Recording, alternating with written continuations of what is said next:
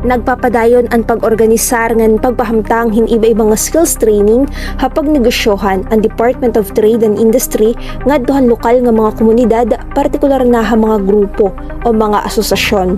Man nga ni usahan na pahamtangan hin skills training, amuan kula si Women's Association ha barangay kula si Homonhon Island, kundi inhirain nagtangpos hintulo ka adlaw nga sun-dried fish processing training, lakip an entrepreneurial development training hapag abot hin product costing, pricing, packaging, ngan labeling, ngaging pahigayon han DTI kasubong an PPMRI ha ilarom han Social Development and Management Program.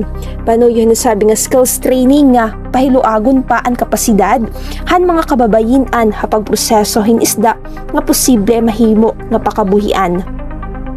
Hasakuban tulo ka adlaw, ira na hiadman ang technical nga paghag-id han sakto nga proseso hin paghimo hin plain dried fish o bulad, marinated dried fish, ngan dried fish tocino. Sugad man ang value adding pinagi kan Miss Shirley Ronabio, Business Manager han Maliwaliw Multipurpose Association.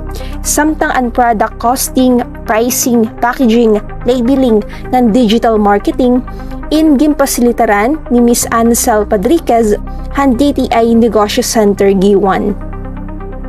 Gintagan hindoon ni Padriquez nga andam ang DTI hapag pahamtang hin skills training nga naghihingita nga makabulig nga duhan MSMEs sugad man ha mga asosasyon nga makahimo hin lokal nga produkto, tika nga mga rekurso nga pwede magamit hapag negosyohan o tikangan hin pakabuhian. Any organizations basta na-involvehan manufacturing or processing, food and non-food, amo po kasi tamang focus industry ang nagpa-process ng mga local products, especially if ang raw materials is ani talaga natin kang hagiwan.